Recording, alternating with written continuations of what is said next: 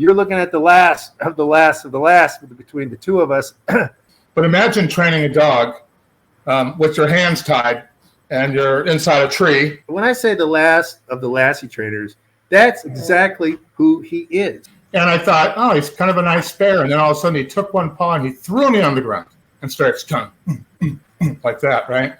And then he starts gnawing on my neck. Fortunately, some say these two trainers were quietly in the shadows. Robert Weatherwax, last of the legendary Lassie Trainers from the world's most famous dog training family, was quietly hidden in his TV work.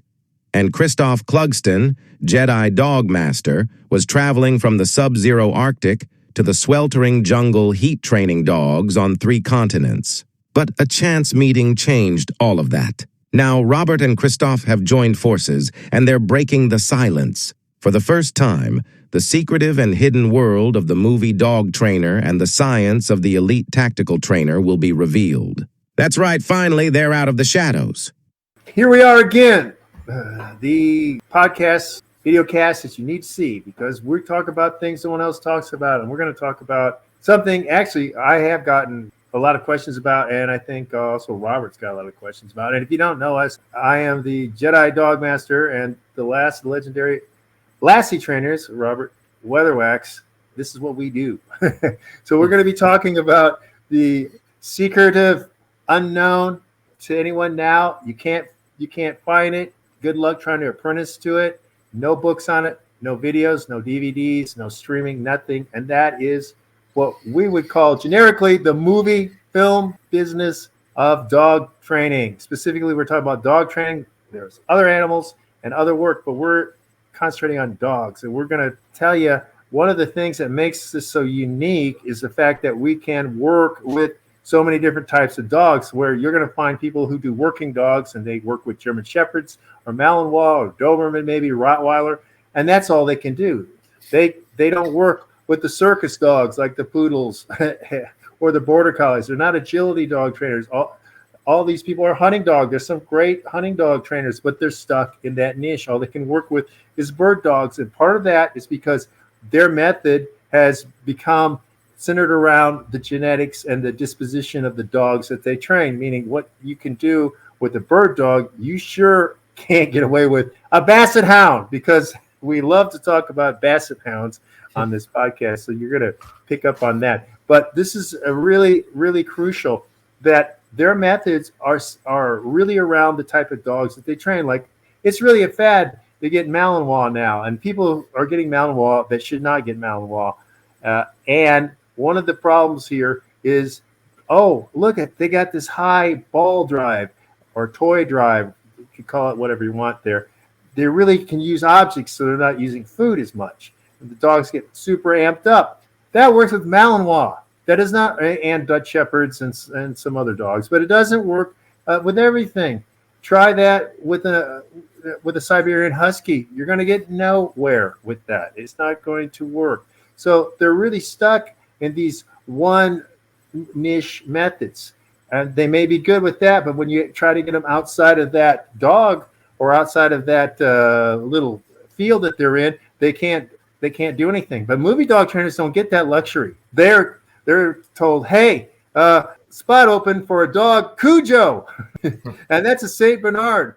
And now Robert knows a lot about that, and we'll get to that. He'll get to that in a bit. But Cujo, Saint Bernard, the trainer who did that, pulled off all that, was our mentor, Carl Miller. And he didn't want to use Saint Bernard because they're difficult to train. Plus, to make them look vicious is so against their character. I mean, the book was written with no bearing on the actual type of dog.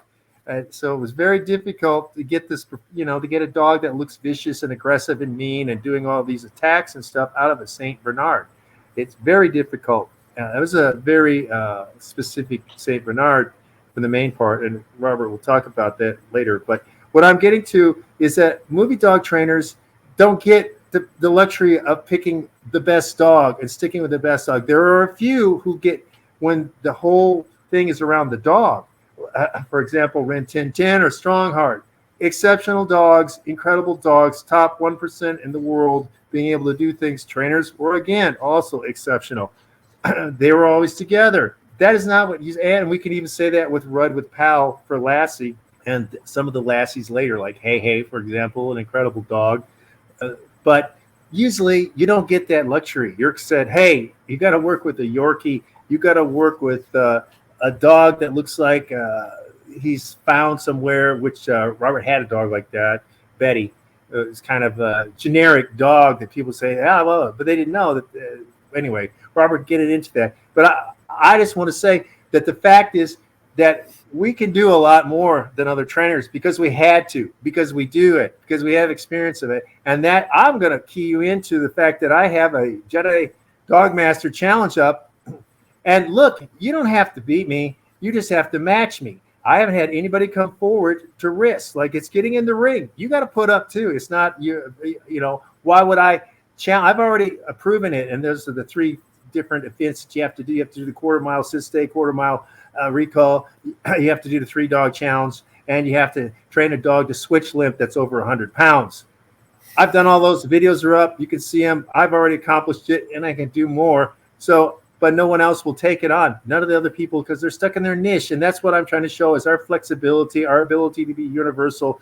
Robert works a lot with people with dogs that have sort of behavioral issues. And I'm more of training the trainers, but I also train dogs. But I mean, I will train a dog, but I work with the people who want to become better trainers. But anyway, this method has not been out there. There is nowhere to learn it anymore. Everybody's gone, basically. And that's why you're looking at the last of the last of the last between the two of us. And this is something that needs to be said and needs to be put out there because people are unaware of it. And this is the thing. So, Robert, what do you want to talk about? Betty, you want to talk about the whole idea of this being flexible and universal is just part of what you had to have as part of your resume, right?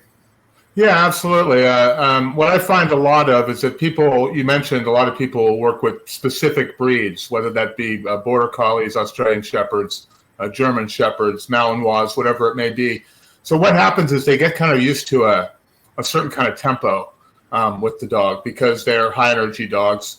And it's easier my dad always said it's easier to slow a dog down than it is to speed him up.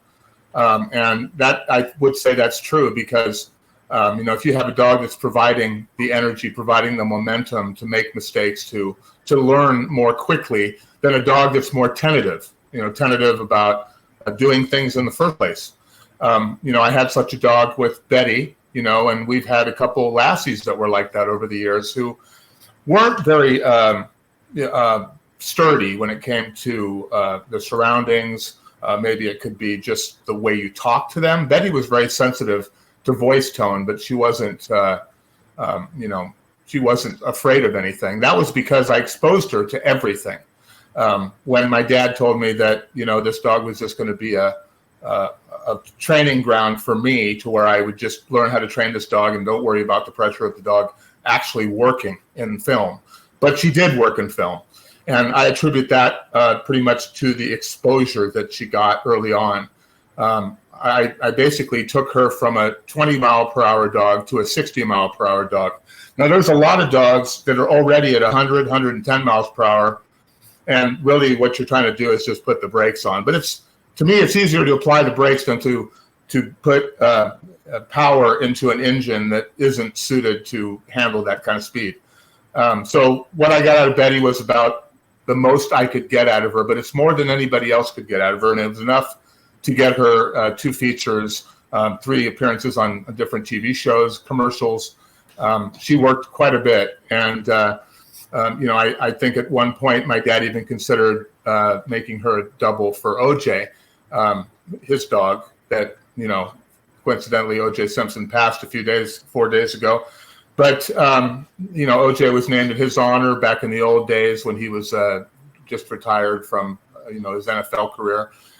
And, we took a big shaggy dog. And what people don't realize, with Betty is that even though she was a purebred dog and OJ was a mutt, the one dog that rode in the DeLorean in Back to the Future, and he was a mutt. But he had a mix of collie and I believe it was sheepdog. And he turned out to be a pretty good dog, and but it was pretty hard to duplicate mutts on film. So I think the old idea of getting Briards was, when we did Stone Fox, we got another dog to double OJ, a dog named Tripper, and Tripper was a very worrisome dog in the sense that if you stepped on his foot, he would bite you. He was a great athletic dog. We've seen a lot of double dogs in situations where they were good at one thing, right? Maybe this dog's good at running. Maybe this dog's good at attacks. Maybe this dog is good at jumping. But the lead dog didn't do that stuff. The lead dogs in film always did the more intricate trick type stuff, things that required, more training than a drive. And of course, when you talk about a dog like the dog that Carl used in Cujo, he would have liked to have used a Mastiff maybe, because that would be a more traditional, sturdy breed, a little more predictable than a Saint Bernard. But I will tell you, having worked with Saint Bernards quite a bit in my career, that they aren't the big, brandy barrel dogs that you see in cartoons and stuff that come and save the day when you're lost in the snow. But no, they're actually can be very volatile dogs. They are Mastiffs. They're kind of an offshoot of a Mastiff, with maybe a Neapolitan or something along those lines. But every dog originated in one of four breeds, or three or four breeds, I would say: terriers, spaniels, herding dogs. But they're everything proliferated from the 4 or 5 basic breeds of dogs, hundreds of years ago. And they come from all over, and they all have different dispositions. And you have to experience these breeds. I think you're really limiting yourself as a trainer if you say that, I'm doing really well with Border Collies, so I'll just stick with Border Collies. Because the more different kind of breeds that you can expose yourself to as a trainer, the more well-rounded you're going to be. Because sometimes you don't have that 110-mile-per-hour dog that you only have to slow down. You have a dog that's only running at 10 miles per hour, and you have to get him up to 50. And that's something that a lot of trainers don't know how to do, because they've spent too much time in one niche, whether it be agility or attack dogs, but in movie industry, there was a little bit of everything that even the lead dog had to know. A little bit of snarling, a little bit of happy, a little bit of athletic, a little bit of trick type stuff, So you have to be well-rounded, and you have to look for dogs that you can make well-rounded. I think the bigger challenge is making a poor dog good than making a good dog great. That's something that I've had to do a lot of, because I wasn't given the opportunity of having great dogs to work with, because I got a reputation as being a soft trainer who fixed dogs, even in the film industry. So whenever a dog was assigned to me on something like Homeward Bound 2 or something where we had multiple dogs, I always ended up getting either the smallest dog or the softest dog or the most frightened dog. And, the other big shots, they got all the super good dogs from the beginning. But, you're going to find a dog like that. You're going to have a great dog that's easy to train, but they're not all going to be like that. So you have to be versatile enough to be able to work with a wide range of different aptitudes with dogs. And if you have to build them from nothing, that's just going to make you a better trainer. Wouldn't you say, Christophe? Yeah, this is something that I want to make very clear to everybody. And it's the fact that when we're talking about these, that there are good trainers in the different fields. Obviously, I mean, the people who win with sport dogs competitions, whatever that could be, obedience and stuff like that. But it's very stylized, and it's not really applicable in tactical trainers, which is where my bent, which is where I went. I mean, I actually really started out with hunting dogs, and then dealing with Carl and stuff, and then I went off into more tactical dogs. But the thing that is very important is that the movie method that we know is that you have to know a lot of different ways. It's not just one way. That's what I was trying to get to earlier. It's like Robert's calling it with the tempo, which is what we say in tactical dogs too. The high tempo dogs, most people can't handle. That's why it's like giving a McLaren to a 16-year-old or who can't even handle a Ford Escort or something. They can't handle it. It's too difficult. But the point is, we know a lot of different methods, and that's something that's missing. That's something that this method you got to have 6-7 ways to do something. Like, I know many different ways to train different behaviors, and Robert and I will tell you that only through experience. And there's a science of dog training, and there is an art of dog training. And the science is knowing how and the way you're going to do the protocol and stuff like that, which I know. I went to school again. I have a degree in behavioral sciences, and I had to train rats and cats to do very complex stuff when I was going through behavior classes. And so I know all that stuff, but it's the art of knowing how to apply which method to the dog that you have, because that goes to reading the disposition and also knowing what the dog is really doing, because a lot of people get frustrated with the dog, think the dog is acting that way out of spite, but that's hardly the case. And this is why most people cannot train a basset hound, for example.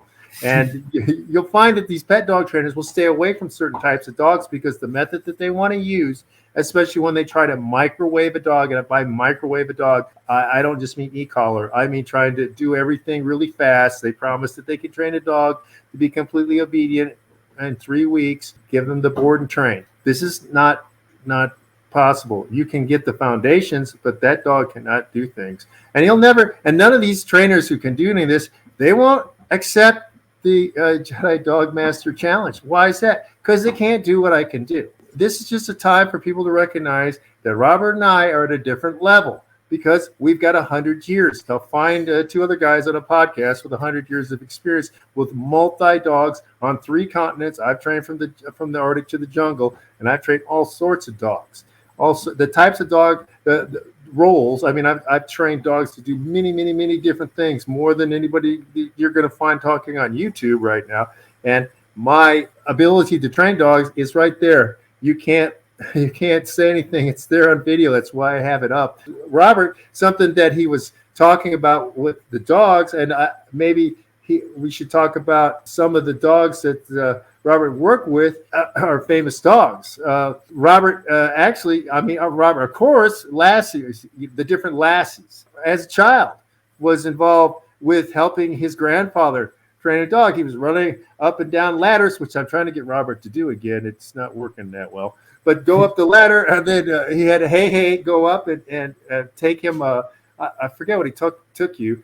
He brought something up to you, and then okay. Here's a little point here. I'm gonna do a separate talk about Rudd and doing things, but having going up a ladder is one thing, but coming down a ladder, that's a totally higher skill. That's so difficult for dogs. It scares the living crap out of them to do that. They don't want to do it. They'd rather jump down at a certain place because it is not easy for them to do that. So it's like you trying to walk across a tight wire high up. Back up on they had at one time, some guy walked between the Twin Towers. I don't know if anybody remembers that. Video still exists of that, which is nutso. I wouldn't do it. But anyway, and I want to mention something because Robert was saying, these different dog trainers in these niches and stuff. Yeah, those niches exist now. The trick dog training as its own little thing. There's a trick sport event. There's a agility sport event. There are bite sports, which have been around because of the actual dogs being protectors, right? Which is one of the types of dogs that Robert was talking about back when he was talking about working dogs, sporting dogs, and hunting dogs, and guardians and livestock guardian and all that. That's what people started breeding dogs to do. Now, again, I have a dog that's not artificially bred for any of those. My jungle dog, who's extremely cool. But anyway, all of those things were done in film. Over 100 years ago, all of those things. You look at Luke again. I have a video up about Luke, how great he was. The original pit bull terrier in the United States is Fatty Arbuckle. Trained him to do stuff, and one of the things he trained him to do was go up ladders like way, way, way up high. And this is no fake. This is no nothing. There's no safety nets. None of that stuff. Doing all those things and training him to dig and stuff. Now, as movie dog trainers, think that that's easy at this point to get some of those things to do. Now, normal people can't train a dog to do that, but I think it's kind of easy. But these guys were pioneers, and that's the thing. Rudd was a pioneer too. Lee Duncan was a pioneer. Larry Trimble, who trained Strongheart, was a pioneer. These guys were all pioneers. And it's not, and we'll get into some other things later, but I want you to understand, people, that our backgrounds come from a lineage of these people. We're able to go up higher and higher because we have their methods in us. And Robert has direct. He had it stuck in him when he had it stuck in him when he was young. Because he was there. He's out on that ranch, which is a cool ranch. I mean, I got to say that Rudd's ranch was extremely cool. All those acres, that's the perfect place for dogs to be. That, they don't have any of the emotional baggage or any of the stuff that you find now in the urban settings, because that's perfect for them. That's where they're meant to be, actually. But he had all that. Osmosis. He's learning through osmosis. And then he's working the dogs. He's helping with the dogs. He's also riding horses around. He's trying to grab chickens and stuff like that. I don't know. Maybe that's a hobby out there. But anyway, so he's doing all this stuff. So he's getting all that. But then not only that, he's getting Rudd. He's getting his dad. He's getting Frank in. These are legends. And then he's working with Carl Miller. Then these aren't the only people. He's also around wild animal trainers. Ron Oxley. He was...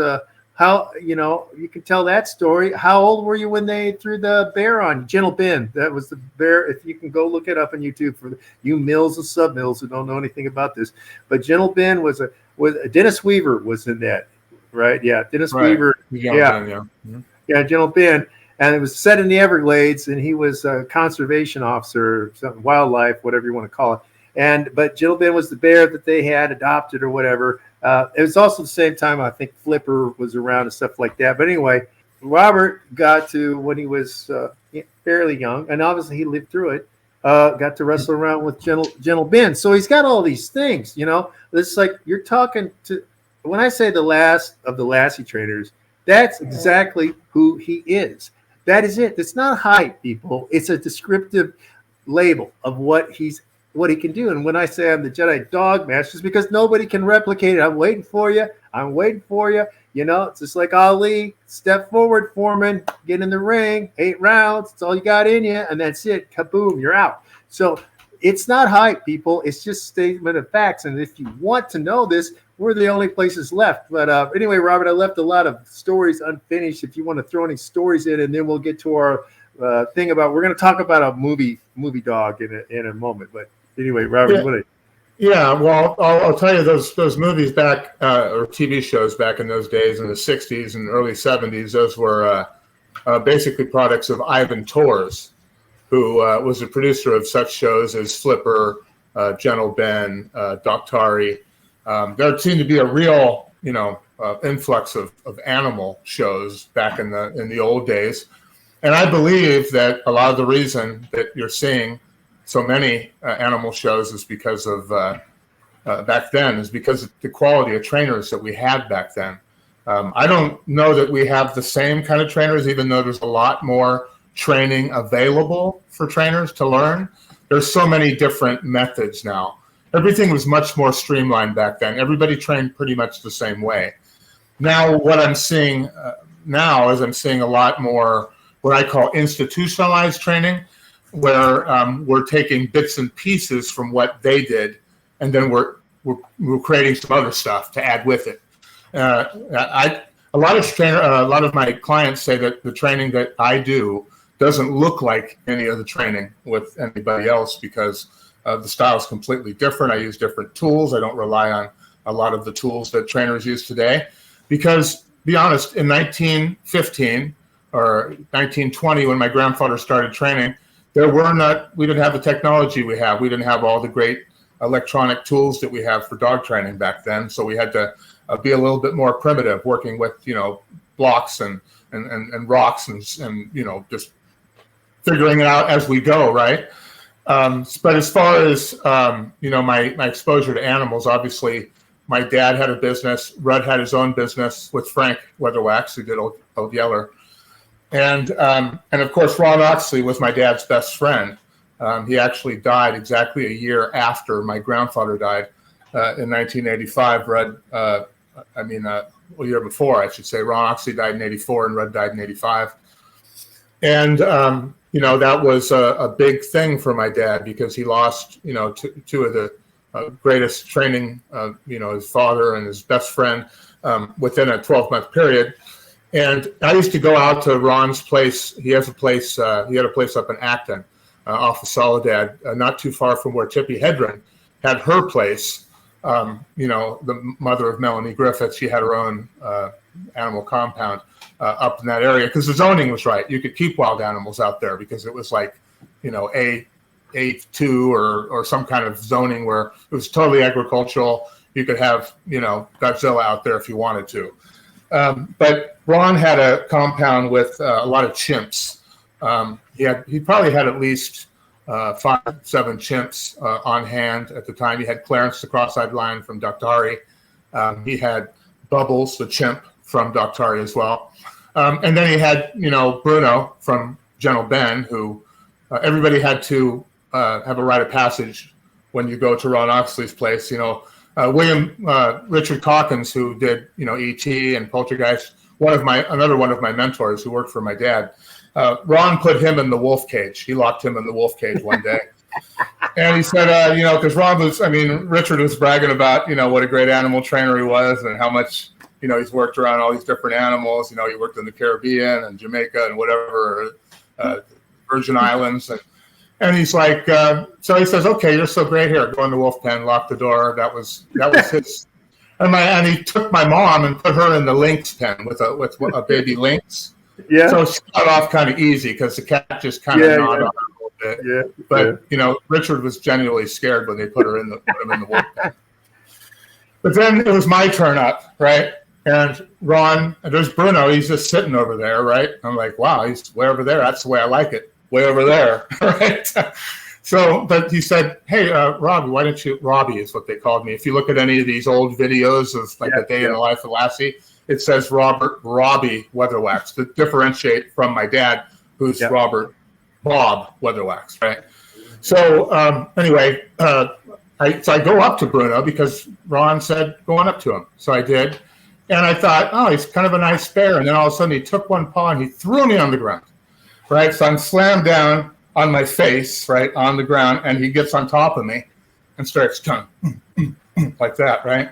And then he starts gnawing on my neck. Fortunately, most of his front teeth have been removed, so when he was biting me, he was mostly gumming me. But he was 600 pounds. He's a black bear, full-size male, and then he decided that he was going to change his angle, and he started moving me like a rolling pin, this way and then back to him and then away from him and like rowing a boat. And there was a big pile of monkey crap, like about 4 feet away, right? And the funny thing is, I can't ever forget this, is that when he rolled me up to it, he stopped me right at the monkey poop. So my nose touched, right? And then he pulled me away. And then he put me back in and he pulled me away. And then, of course, then he just got on top of me and just put all his weight on me. And Ron Oxley, the whole time was walking around like a referee, like a Gene LaBelle kind of guy, walking around, seeing if he's still, breathing, if he's saying uncle, what's going on down there. Is he still alive? Yeah. And then he realized my face was turning a little bit red. So he decided, okay, Bruno, that's enough.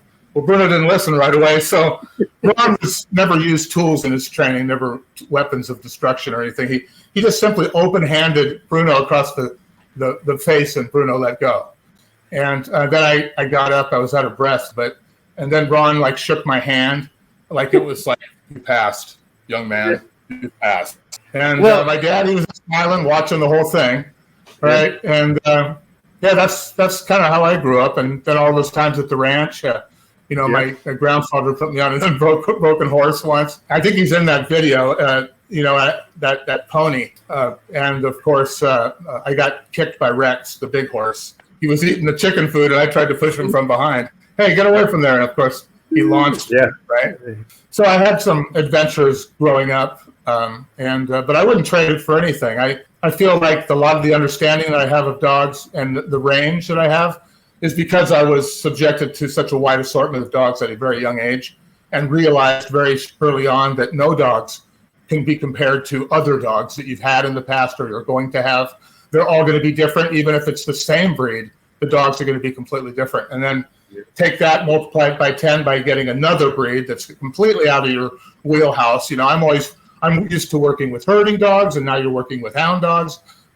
It's a whole brave new world every time you step out of one family of dogs into another, because there's so much to learn. That's why I love dog training to this day, because I never get bored, because every week I learn something new.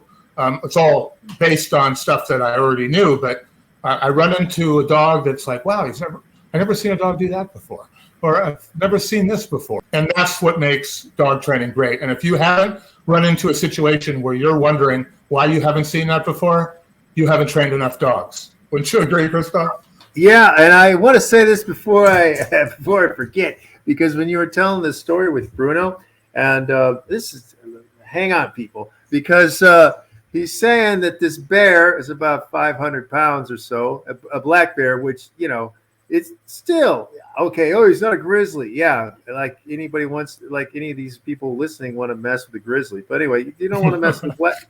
You don't want to. I mean, yeah, they're 11 feet tall and 1,000 pounds. Yeah. But anyway, you don't want to mess with a black bear. You know, a lot of people go, oh, it's just a black bear. But what Robert was saying was that this bear had some of his teeth removed, and he was kind of gumming him. So I guess that was Robert's first encounter with a gummy bear, people. So,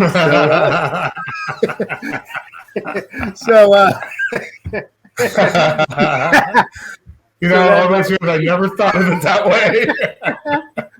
So yeah, when you said it, I was like, oh, this is why he doesn't like gummy bears. You know, it's like he'll take the gummy worms, but not the gummy bears. And the worms is another story for another episode, because Robert has a story about worms. So we're giving out some stuff here, but see, the thing is, people, that we want you to pay attention, that this is a wealth of experience and stuff. And one of the things that we're going to start doing is that we're going to start doing reviews or analyzing or talking about film dogs, movie dogs, because you can watch them. And we're going to, and some of the people, maybe Robert worked on the film, or maybe his dad worked on the film, or maybe his grandfather worked on the film, or a lot of films and TV things. We know the guy Carl Miller definitely during a time period worked on them, or other people, because Robert knows loads of people.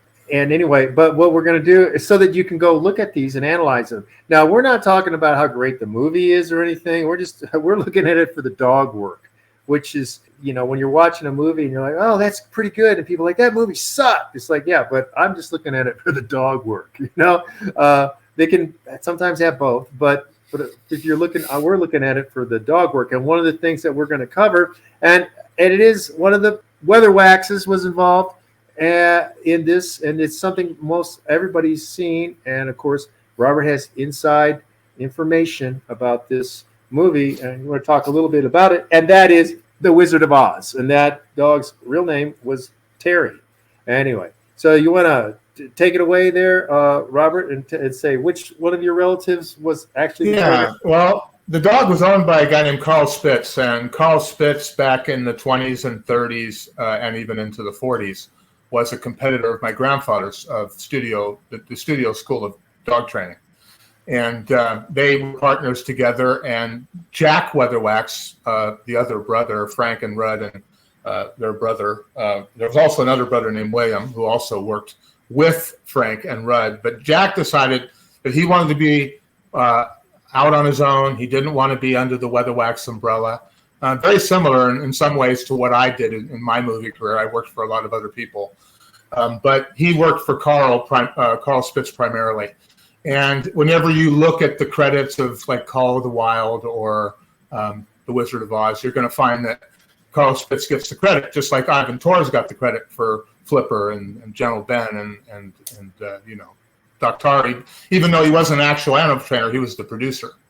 You know, Jack was a great trainer. Matter of fact, my dad thought that Jack The only one who even rivaled Jack was Rudd himself, even though I believe that, it's kind of a toss-up when you throw in Frank, how, good the three of them were. It's kind of like the Beatles, I always look at the, like when he was Ringo, right? He was pretty good, but he just played drums, right? Yeah. Okay. and Rudd was like Paul McCartney, right? And then, of course, Frank was like John Lennon, right? And then Jack Weatherwax was like the George Harrison of the group, right? Very talented, sang some songs, very versatile. But Jack was a hell of a trainer. And matter of fact, I remember doing my very first podcast, and I talked about, it was the second one I did, the Odd podcast, where I talked about, the places where Jack found himself when he was working on The Wizard of Oz. Now, a lot of you people think that you can train a dog, right? But imagine training a dog with your hands tied and you're inside a tree, right? And you got little holes where you can see the dog and your arms are actually in the branches themselves, right? So you can see the dog, your arms are inside the tree branches, and you're trying to cue the dog from over 100 feet away. He's going down the yellow brick road. He's going with the people. It's like, how did that happen, right? Well, that's because we taught the dog to go with people. If we could just take anybody and say, go with them, and it would just be like a heel on somebody else. And we did the same thing when, my dad did, Big Jake, and my grandfather did Hondo. You notice the dog was always there, right? That was a trained behavior. There was no smoke and mirrors there. There was no hot dog hanging out of their pocket or anything. It was a trained behavior. And, everybody thinks they're a great trainer until they find themselves working their dog side of a tree, okay? And, of course, the dog did some tremendous things for a little dog. I mean, he had to jump the drawbridge. He was dealing with people, guards in metal armor. And you don't even think about those things. You think when you're training a dog in a movie, you're thinking, okay, the dog's got to do this and he's got to do that. But you didn't realize that he's got to do it next to flames or, a bunch of big men, and it's a tiny dog. And, Terry was a really great dog. I know he did a couple Shirley Temple movies prior to that, and had a pretty long career next to Pal of the Weatherwax, trained dogs, I should say, not owned, but trained. He was one of the longest living. I think he lived about 17, 18 years, Terry. And he had a son named Rami, who actually did some episodes for I Love Lucy when they moved out to the country. And they had the dog named Fred, right? That was named after Fred Mertz, their friendly neighbor. That lineage went on for about 30 years. You see a lot of dogs in film, father to son. My grandfather had a dog named Cyclone that was in the Day in the Life of Lassie YouTube video. And Cyclone had a son named Buck. Buck was in a movie called Death Hunt with Charles Bronson. And, he also was in Barnaby Jones and normally played the big, bad, scary German Shepherd dog. But he was a White Shepherd. And back in those days, we had all the White Shepherds. It was either Carl or it was a Weatherwax trained dog. I've even seen, I think was even a collie in an Elvis Presley movie. But that was never the plan with my grandfather, not to change the subject from Jack, but, when Rudd ended up with the collie, it was totally not something he'd ever planned on. He was never going to acquire a collie unless it fell into his lap, which it did. He was, everybody was on board with the Rin Tin Tin Strong Heart thing, and nobody wanted to work outside that box. But probably the best thing that ever happened to Rudd was that he got stuck with a collie, because from there, he'd already trained a wire-haired terrier in the Thin Man with Asta. But that's a more robust dog, even though it's a smaller dog. It's a pretty hardy breed, the wire-haired fox terrier, as opposed to a collie, which is more sensitive. You'll see exceptions like Hey Hey, and Pal. The original Pal were pretty much fearless collies, but they were very, very much aberrations. Many of them were a lot like my dog Betty. We had Spook. He was probably didn't even start out being as good as Betty, but he ended up doing a season and a half of Lassie. And then we had another dog named the Old Man that did the new Lassie series that I assisted my dad on back in the late 80s, early 90s. He had a lot of fears of objects, balls, frisbees, things like that. So we had to work around those things. You're going to find that you're going to run into a dog that can't get over something. There are ways to insulate them, we found ways to insulate certain dogs that couldn't work around certain things. You can't control everything, but the fact that's why we had double dogs when we did shows, because there might be a situation where the lead dog either has worked too hard or is got distracted by something. Then we might do some shots where a dog's running or a dog's jumping, long shots to kind of rejuvenate the lead dog. It wasn't like we were working one dog all day long. Everybody always wonders why we had 3 dogs on Lassie, not 5, not 7, not 10. We had 3 because it would be cruel to work one dog all day long on a set, 10 hours a day. So, when we worked on Homeward Bound, I worked on Homeward Bound too. We had a team of cats. We had to have a team of cats because not only did they get fatigued, but they also got full. And when a cat gets full, that's the end of the day. There's a wealth of information here. If you read into it, that, hey, the experience is something that you're not going to find anywhere else, because you're just not going to get people who are doing these things anymore. And you're not going to have the ability to find someone who is so flexible with so many different dogs, different types of dogs, and using different methods. And that's why I demonstrate that with my challenge, is that I'm using dogs that have different personalities. They're obviously different dogs. 3-dog challenge was something that Keeler gave to me, and they can't all be They can't all be 3 border collies. They can't be golden retrievers, German shepherds. It was to show my flexibility, that I was capable of training many different types of dogs, which is exactly what you need to be able to do if you're going to try to be a film dog trainer. This method we got it. You're not going to find anywhere else. So we offer, again, consultations. I have mentorships. I have people who are in and out of mentorships. I have people doing consultations all the time. So this is one of the things. Robert offers consultations also. He's we also train dogs, but you got to come to us to do that. But we can do long distance, some things long distance because of technology. But I just want to put that out there, people, because one of the things I want to differentiate is that we represent something that nobody else has. And if you're interested in dog training or any of the fun times that Robert's had, and we'll get into some other things like the worms and stuff on a different episode, then contact us. But there's a lot in here. Play it back.